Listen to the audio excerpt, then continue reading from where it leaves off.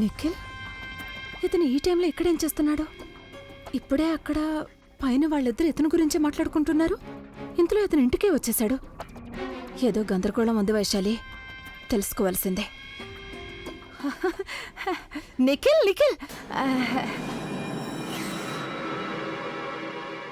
అరే, ఈరోజు ఇంట్లో పార్టీ ఉందా? నాకేం తెలీదే. పార్టీ? నువ్వింత చక్కగా తయారయ్యొచ్చావు కదా, అందుకే నేను పార్టీ ఉందేమో అనుకున్నాను. లేదు, పార్టీ గిట్టి ఏమీ లేదు. నేను కేవలం... ఓహో, అయితే ఎవరిని ఇంప్రెస్ చేయడానికి వచ్చుంటావు కదా? తనునా? లేదు, లేదు, తను అయితే ఇంట్లో లేదు కదా. తను అభితో కలిసి బయటికెళ్ళింది. ఇలా చూడండి, నేను ఇక్కడికి తన్నును కలవడానికి రాలేదు. నేను ఇక్కడికి కేవలం... ప్రజ్ఞ. నాకు తెలుసు, నువ్విక్కడికి ప్రజ్ఞను కలవడానికి వచ్చావు కదా. నీకు తనకి మధ్య ఏమైనా నడుస్తుందా? మీకెలా తెలుసు? అంటే ఏదో నడుస్తోంది. నువ్వు నాతో ఏమన్నావంటే మీకెలా తెలుసు అని. అంటే దీని అర్థం ఏదో నడుస్తోంది. కానీ క్వశ్చన్ అయితే నేనే కదా చేశాను. నీకు ప్రజ్ఞకి మధ్య ఏం జరుగుతోంది? మీరు తెలుసుకుని ఏం చేస్తారు? మీకు దీనివల్ల ఏంటి లాభం? అరే, లాభం లేకపోతే మా ఆడవాళ్ళం కూరలు వాడు ఉంటాడు కదా, వాడితో కూడా ఏమీ మాట్లాడం. ఒకవేళ నువ్వు నాకు చెప్పేసావంటే నీకు ప్రజ్ఞకి మధ్య ఏం జరుగుతుందని, అప్పుడు నాకు ఆ బంగారు జరీ ఉన్న దుప్పట్టా దక్కుతుంది. ఏంటి? బంగారు జరీ ఉన్న దుప్పట్టానా? ఇప్పుడు ఇదెక్కడి నుంచి వచ్చింది? అదింకా రాలేదు, రాబోతుంది. అదేంటంటే మా ఆడవాళ్ల బుర్ర కేవలం రెండిటి మీదే పనిచేస్తుంది. ఒకటి మంచి బట్టలు, రెండోది బంగారం. నిద్రలో కూడా మేము గోల్డ్ అని కలవరిస్తాం. అదేంటంటే ఇప్పుడు ఒక ఆడదానికి బంగారు జరీ ఉన్న దుప్పట్టా దొరికింది అంటే తను ఏమైనా చేస్తుంది కదా. నిన్ను చూస్తే నాకేమనిపిస్తుందంటే, నేను చెప్పేది నీకు అసలు అర్థం కావడం లేదు కదా. నేను నీకు అర్థమయ్యేలా చెప్తాను. అదేంటంటే ఒక షాప్లో బంగారు జరీ ఉన్న దుప్పట్టాలు అమ్ముతున్నారు. ఒకవేళ నువ్వు నాకు ఇది చెప్పావంటే మీ మధ్య ఏం జరుగుతుందని, అప్పుడు నాకు ఆ దుప్పట్టా దక్కుతుంది. ఒకవేళ నీ కారణంగా నాకు గనక ఆ దుప్పట్టా దొరికిందంటే ఒకరోజు నీకు కూడా అది యూజ్ చేసుకోవడానికి ఇస్తాను. ఒక నిమిషం వైశాలి గారు, మీరు ఆ బంగారు జరీ ఉన్న దుప్పట్టా ఒక మగవాడికి వేస్తారా? అవును, అయితే అందులో తప్పేముంది? నువ్వు దసరా పండుగలో మగవాళ్ళని చూడలేదా? అదే భజనలు పాడతారు, వాళ్ళు వేసుకుంటారు కదా, అదే అమ్మవారి దుప్పట్టా. మరి నువ్వు నీ మ్యూజిక్ కాన్సర్ట్లో వేసుకోలేవా? బంగారు జరీ ఉంది కదా. వైశాలి గారు, నేను ఇక్కడికి వచ్చినప్పుడు చాలా మంచి మూడ్లో వచ్చాను. ప్లీజ్ మీరు నా మూడ్ని పాడు చేయకండి. ప్లీజ్ ప్లీజ్ నన్ను నా పని చేసుకొనివ్వండి. మీరు ప్లీజ్ నన్ను ఒంటరిగా వదిలేయండి ప్లీజ్. కానీ నువ్వెక్కడికెళ్ళాలి? ప్రజ్ఞ గారిని కలవడానికి వెళ్ళనా? అయితే వెళ్ళొచ్చు కదా. ప్రజ్ఞ గారు ఇప్పుడు ఎక్కడున్నారో దయచేసి చెప్పగలరా మీరు? నేనెందుకు చెప్తాను? ప్రజ్ఞ తన గదిలో ఉందని. తనను కలవడానికి నువ్వు వెళ్ళాలి అనుకుంటే నువ్వే వెళ్ళి వెతుక్కో. వచ్చాడు పెద్ద. ఎక్కడి నుంచి వస్తారో ఇలాంటి వాళ్ళందరూ.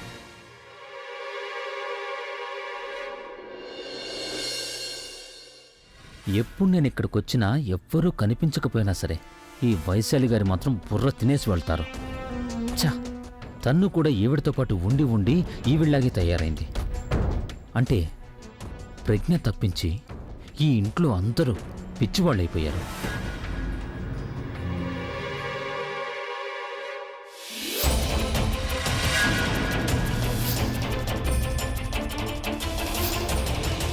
ఇప్పుడు ఈ ముసల్దెలా ఉందో ఒక్కసారి చూద్దాం. లాస్ట్ టైం నా కారణంగా తనకి చేతులు లేచాయి. ఇప్పుడు కొంచెం కొంచెం మాట్లాడడం కూడా మొదలు పెట్టదు కదా. చెక్ చేసి చూద్దాం.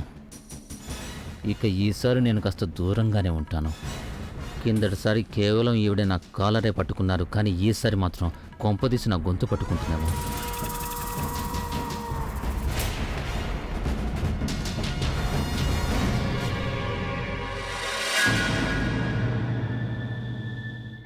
సరళ గారు, సరళ గారు, సరళ గారు, ఎలా ఉన్నారు మీరు? నేను ఇప్పుడు మీ ప్రోగ్రెస్ రిపోర్ట్ తెలుసుకుందామని వచ్చాను. అదేంటంటే లాస్ట్ టైం నేను ఇక్కడికి వచ్చినప్పుడు చచ్చుబడిపోయిన మీ చేతులు కదిలాయి కదా, గుర్తుందా? అందుకే చూడండి, నేను మీకు దూరంగా నిలబడి మాట్లాడుతున్నాను. ఒకవేళ మీరు గనక వైలెంట్ అయిపోయారంటే అప్పుడు చూసారా? అరే ఇదేంటి? ఓ వదలండి, వదలండి! ఏం చేస్తున్నారు మీరు? నన్ను చూస్తే చాలు మీకు. వదలండి, వదలమంటుంటే వదలండి. నన్ను చూస్తే ఎందుకింత కోపం మీకు సరళ గారు? నయం అవుతుంది పూర్తిగా మీకు. చూడండి, మీరు మీ చేతుల్ని బాగా కదల్చగలుగుతున్నారు సరళ గారు. ఒకవేళ మీకు మాట కనుక వచ్చిందనుకో, అప్పుడు నేను మీకు చెప్పాను కదా, తిన్నగా పైకి పంపించేస్తాను మీ కూతురు దగ్గరికి. అందుకే సరళ గారు, మహాభారతంలో గాంధారి ఎలాగైతే తన భర్త కోసం సాక్రిఫైస్ చేసిందో, అలా మీరు కూడా నా కోసం ఈ మాత్రం సాక్రిఫైస్ చెయ్యాల్సిందే. ఎందుకంటే నాకు తెలుసు మీరు మీ అమ్మాయిని చాలా చాలా మిస్ అవుతున్నారు అని. మిమ్మల్ని కూడా వేరే దారి లేక తన దగ్గర పంపించే పరిస్థితికి తీసుకురాకండి, సరేనా? సరే, ఇప్పుడు నేను మీకు దూరంగా ఉండి మీ కాళ్ళ మీద ఒక గుడ్ బై కిస్ పెడతాను, సరేనా? Behave your self.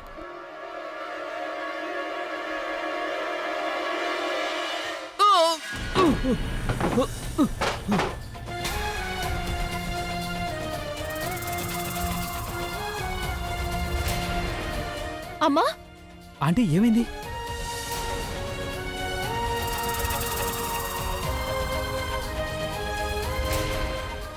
నిఖిల్ నువ్వు ఇక్కడేం చేస్తున్నావు?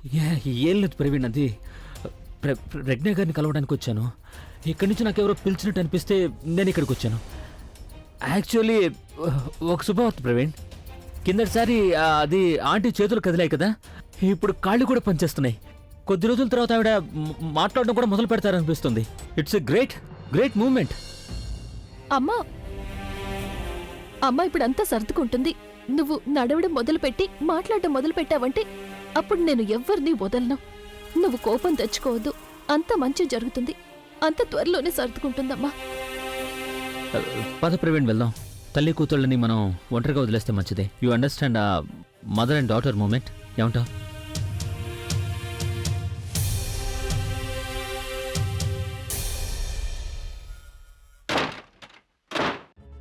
నేను ఇవన్నీ అండర్ ఎస్టిమేట్ చేసి మాటి మాటికి ఆవిడ దగ్గరికి వెళ్తూ ఉన్నాను.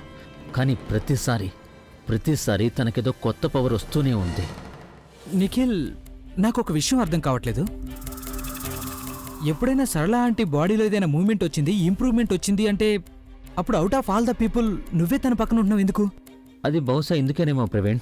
ఎవరికి తెలుసు, భగవంతుడి శుభవార్తను మీకు బహుశా నా ద్వారానే ఇవ్వాలనుకుంటున్నాడేమో. అన్నట్టు నిఖిల్, నాకు మరొక విషయం కూడా అర్థం కావట్లేదు. తనకి అనుమానం ఇంకా ఎక్కువ అవుతున్నట్టుంది. ఎంతగా రెడీ అయ్యి ఫార్మల్ డ్రెస్ వేసుకొని నువ్వు ఎక్కడికి వెళ్తున్నావు? ఏమైనా విషయం ఉందా? అంటే ఎనీథింగ్ స్పెషల్? లేదు ప్రవీణ్, అది ప్రజ్ఞ గారు ఈరోజు మీటింగ్కి రమ్మని పిలిచారు. And it was a business meeting, so I thought ఫార్మల్లో వస్తే బాగుంటుందని, అంతే. ప్రతిసారి నిఖిల్ని చూడగానే అమ్మ రియాక్ట్ అవుతోంది. అర్థం కావడం లేదు ఈ విషయంలో నేను సంతోషించాలా లేక భయపడాలా అని. నేను తనని అమ్మ ముందుకి తీసుకువెళ్లాల్సిందే. కానీ నేను అనుకున్నప్పుడే నిఖిల్ని అమ్మ ముందుకి తీసుకువెళ్ళాలి, లేకపోతే లేదు. ఎందుకంటే నిఖిల్ వల్ల అమ్మకి ప్రమాదం జరగచ్చు. ప్రజ్ఞ గారు, ఎలా ఉన్నారు మీరు? I hope I'm not late. Not at all. నాతో పాటు రండి. షూర్.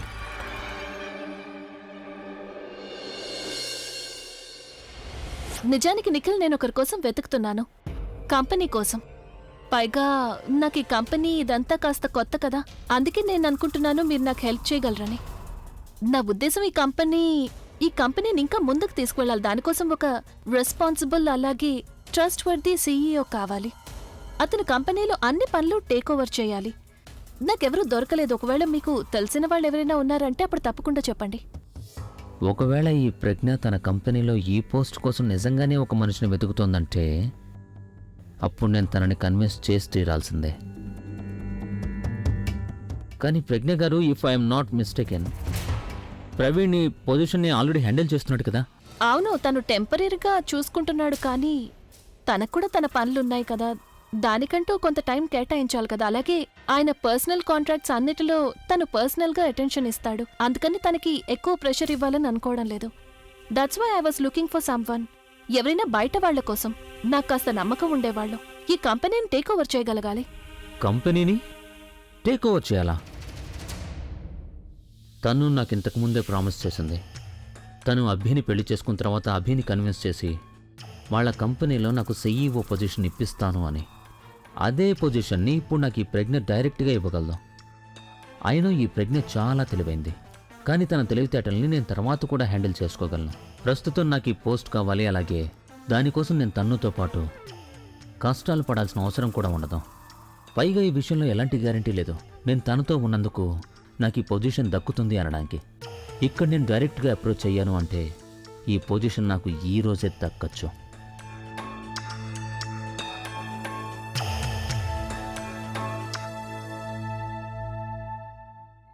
ప్రజ్ఞ గారు, నాకు తెలిసిన ఒక వ్యక్తిని అడుగు, అతను మీకు అప్రాప్రియేట్గా ఉంటాడు.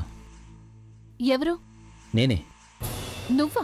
అవును, ఐ థింక్ నాకు ఈ పోస్ట్లో కావాల్సినంత ఎక్స్పీరియన్స్ ఉంది. మీకు అలా అనిపించట్లేదా? లేదు, నేను నీ టాలెంట్ని అస్సలు అనుమానించడం లేదు. You proved your self. అంటే ఆయన కాన్సర్ట్స్ అన్నిట్లో you have done a great job. But నువ్వు నీ కంపెనీ పనుల్లో బిజీగా ఉంటావని నేను అనుకున్నాను. మరి ఈ కొత్త పని కోసం నువ్వు టైం ఎలా కేటాయిస్తావు? అభి ద రాక్ స్టార్, అలాగే మీలాంటి అస్టూట్ బిజినెస్ ఉమెన్తో కలిసి పనిచేసే అవకాశం ఎవరు వదులుకుంటారు? ఐ థింక్ మీ దగ్గర నేర్చుకోవడానికి నాకు చాలా ఉంటుంది. It's a one single life time opportunity. That's the only reason. Okay, but I'll have to think about it. Sure. Nikhil ఎంత సులభంగా నా మాటల్లో చిక్కుకున్నాడు. పైగా నేను తన్ని నిరికించడానికి ట్రై చేస్తున్నానని కొంచెం కూడా అనుమానం రాలేదు. ఇక అన్నిటికంటే మంచి విషయం ఏమిటంటే తనే స్వయంగా తన పేరు చెప్పాడు. ప్లాన్ చాలా సరిగ్గా వెళ్తోంది. ఇక ఒక్కసారి వదిన నిఖిల్ మీటింగ్ సక్సెస్ఫుల్ అయిందంటే అప్పుడు సగం పని పూర్తయిపోయినట్టే. రాబిన్, ఆలియా మేడం రూమ్ సిద్ధం చెయ్యి. అంతవరకు తన్ని ఇక్కడే కూర్చోబెడదాం. ఆలియా?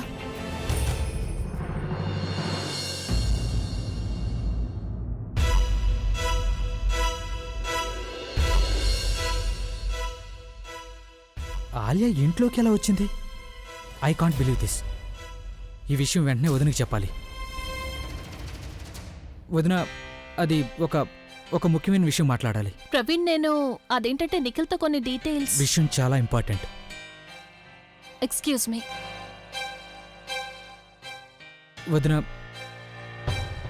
వదిన, మీరు నాతో కిందకి హాల్లోకి రావాలి వెంటనే. కానీ ప్రవీణ్, నేను నిఖిల్తో మాట్లాడడం ఇంకా పూర్తి కాలేదు. వదిన, మీరు నిఖిల్తో కావాలంటే తర్వాత కూడా మాట్లాడుకోవచ్చు, కానీ మీరు ఇప్పుడు కిందకి వెళ్ళలేదంటే ఏదైతే జరుగుతుందో అది తప్పైపోతుంది. అసలేం జరుగుతోంది కింద? అదేంటో మీరే వచ్చి చూడండి ప్లీజ్. ఈ ప్రవీణ్ గాడు ప్రజ్ఞని ఎక్కడికి తీసుకెళ్ళాడో? వాడు నా దారిని బ్లాక్ చేస్తున్నాడు అనిపిస్తుంది. ప్రజ్ఞ కంపెనీ నా చేతికి రావాలని వాడు అనుకోవట్లేదు. నేను తనకి బాస్ అయ్యే ఆర్డర్లు వేయడం కూడా వాడికి ఇష్టం లేదనుకుంటా. అసలు వీడు ప్రజ్ఞకి ఏం చెప్తున్నాడో ఏంటో తెలుసుకోవాలి.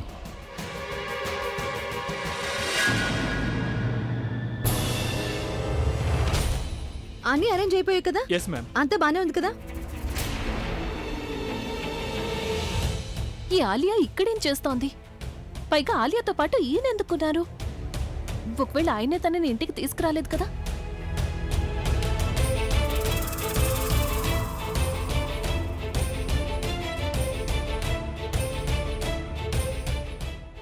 అభి, ఇక్కడేం జరుగుతోంది? ఆలియా ఇక్కడెందుకుంది?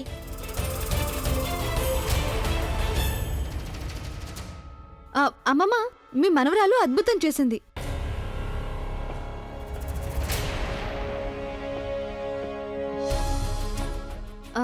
అమ్మమ్మ, యాక్చువల్లీ నేనే తన ఇంటికి తీసుకొచ్చాను. నేను తనని ఎందుకు తీసుకొచ్చానంటే తన నా ప్రాణాల్ని కాపాడింది. ఈ ఇంటికి కాబోయే కోడలి ప్రాణాల్ని కాపాడింది. తన కారణంగానే మెహర్ కుటుంబం వారసుడు బతికాడు. తన కారణంగా నా బిడ్డకేమీ కాలేదు. అందుకని తనకు కూడా హక్కు ఉంటుంది కదా పెద్దవాళ్ళందరి ఆశీర్వాదం తీసుకోవడానికి. అందుకే నేను తను ఇక్కడికి తీసుకొచ్చాను. అవి దగ్గర పర్మిషన్ కూడా తీసుకున్నాను.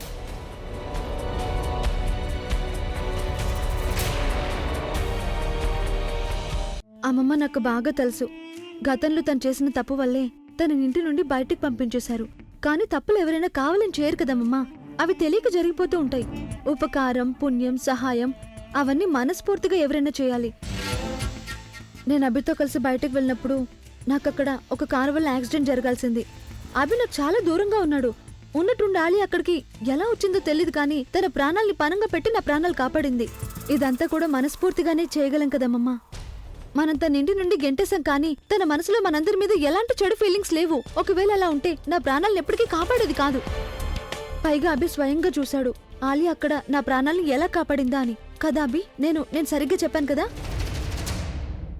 ఆయన్ని ఫోర్స్ చేసింది అని ఆయన మొహం చూస్తేనే అర్థమవుతోంది. ఆలియాని ఇంటికి తీసుకురావడం కోసం ఇదంతా తన్ను వేసిన ప్లాన్ అని నాకు తెలుసు. మీరే చూడండి పాపం తనకి ఎంత పెద్ద దెబ్బ తగిలిందో. ఇలాంటి టైంలో నేను తన్ని అవుట్ హౌస్ లో ఎలా వదిలేసి రాగలను? తనని ఇక్కడికి తీసుకొచ్చి నేను కరెక్టే చూశాను కదమ్మా. తను మనకి చెడు చేసింది, అందుకు మనం తనకి చెడు చేశాం. ఇప్పుడు తను మెహరా కుటుంబం కోసం ఇంత మంచి పని చేసింది కాబట్టి మనకు కూడా బాధ్యత ఉంటుంది కదా తనకి మంచి చేయడానికి.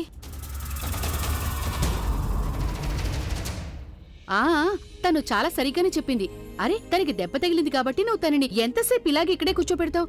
తనని లోపలికి తీసుకెళ్ళు. నేను ఆలియా కోసం జ్యూస్ తీసుకొస్తాను. ఆహా,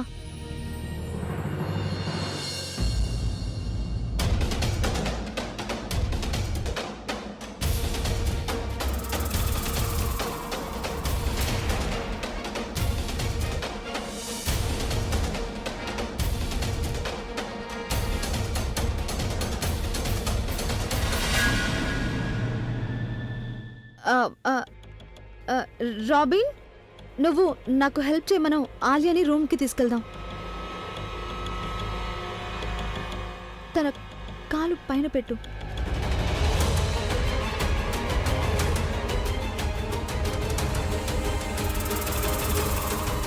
ఈ నిఖిల్ ఇక్కడ ఏం చేస్తున్నాడు?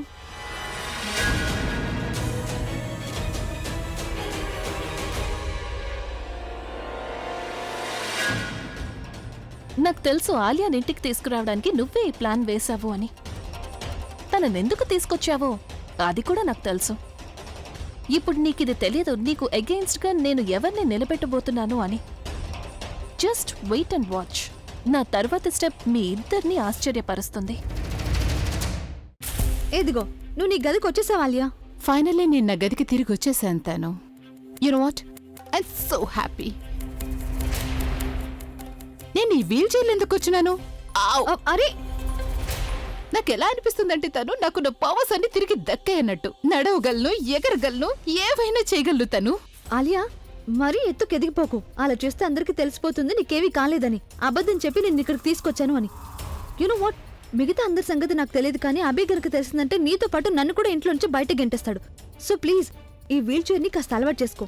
ఎందుకంటే ఎవరి ముందైనా నువ్వు ఇలాగే రియాక్ట్ అయ్యావంటే అప్పుడు ఇంకా పెద్ద ప్రాబ్లం అయిపోతుంది. నాకు తెలుసు ఈ తన్ను ఖచ్చితంగా ఆలియాతో చేతులు కలిపి ఏదో ప్లాన్ వేసుంటుంది అని. అబద్ధపు యాక్సిడెంట్ డ్రామా ఆడి ఇంట్లో అందర్నీ వీళ్ళు ఫూల్స్ని చేశారు, కానీ నన్ను మాత్రం ఫూల్ చేయలేరు. ఎనీవే, తర్వాత సంగతి ఏం ఆలోచించావు? ప్రస్తుతం మన గెలుపుని మనం సెలబ్రేట్ చేసుకోవాలి. నేను వచ్చాక ప్రజ్ఞ మొహం చూసావా తను? అది కూడా నా మొహం చూసినప్పుడు పాపం తను చాలా షాక్ అయిపోయింది. తను మొఖం మాడిపోయింది పాపం. ఎనీవేస్, ఇప్పుడు మనం చాలా అలర్ట్గా ఉండాలి. తను అన్నయ్యని పెళ్లి చేసుకుని తను ఇంటికి వచ్చినప్పుడు మనం చాలా పట్టుదలగా ఉన్నాం కదా తనని ఇంటి నుంచి బయటకు పంపించాలని. ఇప్పుడు కూడా అలాగే పట్టుదలగా ఉండాలి. మనం గనక అలా చేయలేదంటే అప్పుడు తను మనల్ని మెడపట్టుకుని బయటకు గెంటేస్తుంది. తను అలా చేయడానికి ముందే మనమే తనని ఇంటి నుంచి బయటకు పంపించడానికి ఏదో ఒక దారి వెతికేయాలి. ప్రజ్ఞ, నువ్విక్కడ? ఓ ఐ నో, నువ్విక్కడ ఏం చేస్తున్నావా అని. ఇలా చూడు ప్రజ్ఞ, మా మాటలు వినాలనుకుంటే నువ్వు దొంగ చెట్టుగా నిలబడి ఎందుకు వింటున్నావు? లోపలికి రావాల్సింది కదా. మీకు తెలియకుండా మేము మాట్లాడుకుంటున్నవి నీ ముందు కూడా మాట్లాడుకోగలం. ఇప్పటికే 2 సార్లు నువ్వు ఓడిపోయావు. నువ్వు నీ వీడియోని ప్లే చేయలేకపోయావు, ఆలియాని ఇంట్లోకి రాకుండా ఆపలేకపోయావు. ఇప్పుడు ఆలియా ఇక్కడికి వచ్చాక నేను ఇంతకు ముందు కంటే ఎక్కువ స్ట్రాంగ్ అయ్యాను. నువ్వు కాస్త జాగ్రత్తగా ఉండాలి. ఒకవేళ ఇలా కూడా జరగచ్చు, నా 3వ ఎత్తులో నేను నిన్ను ఇంటి నుండి బయటకు గంటేస్తానేమో. స్ట్రాంగ్ నువ్వు కాదు, స్ట్రాంగ్ నేనవుతున్నాను. ఎందుకంటే నీకు ఎవరైతే తోడుగా ఉంటున్నారో వాళ్ల పని ఎప్పుడైతే పూర్తయిపోతుందో అప్పుడు వాళ్ళు నిన్ను ఒంటరిగా వదిలేస్తారు. అప్పుడు నాకు తోడుగా నా ప్రేమ, నా స్నేహం, నా కుటుంబం ఉంటుంది. వాళ్ళకి ఎంత పెద్ద దెబ్బ తగిలినా వాళ్ళు నన్నెప్పటికీ ఒంటరిగా వదలరు. పైగా ఇప్పుడు మెల్లమెల్లగా శత్రువుల స్నేహితులు కూడా నా వైపు వస్తున్నారు. జాగ్రత్తగా ఉండు. నేను చెప్పాను కదా, నువ్వు ఒకవేళ నీ గెలుపుని సెలబ్రేట్ చేసుకోవడం కోసం 2 సెకండ్లు ఊపిరి తీసుకున్నా సరే అప్పుడు నేను నీకంటే 2 అడుగులు ముందుకు వెళ్తాను. నువ్వు కూర్చో, సంతోషంగా విశ్రాంతి తీసుకో. కానీ మెల్లమెల్లగా అయినా సరే ఈ తాబేలు తప్పకుండా రేస్లో గెలుస్తుంది.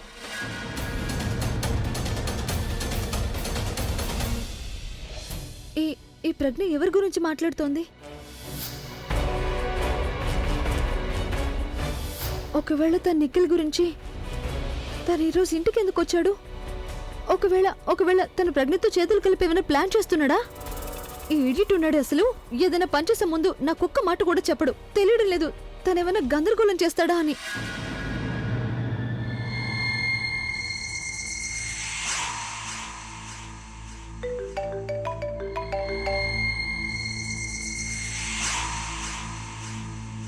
చెప్పు.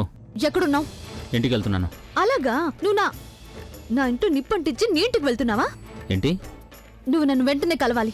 తను నేను చాలా ముఖ్యమైన పని మీద ఇంటికి వెళ్తున్నాను. ఈ టైంలో నేను నిన్ను కలవలేను. నీకు నీ ఫ్యూచర్ మీద ఆశ ఉంటే వెంటనే వచ్చి నన్ను కలు. పెళ్లికి ముందే ఇలా ఉంటే ఇక పెళ్ళైన తర్వాత ఏం జరుగుతుందో ఏంటో. ఏమన్నా నువ్వు? ఏం లేదు.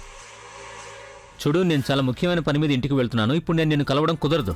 రేపు ఉదయం మన రెగ్యులర్ మీటింగ్ ప్లేస్లో కలుద్దాం. Is that okay? Okay fine. రాగానే నాకు ఫోన్ చేయి. Okay, bye.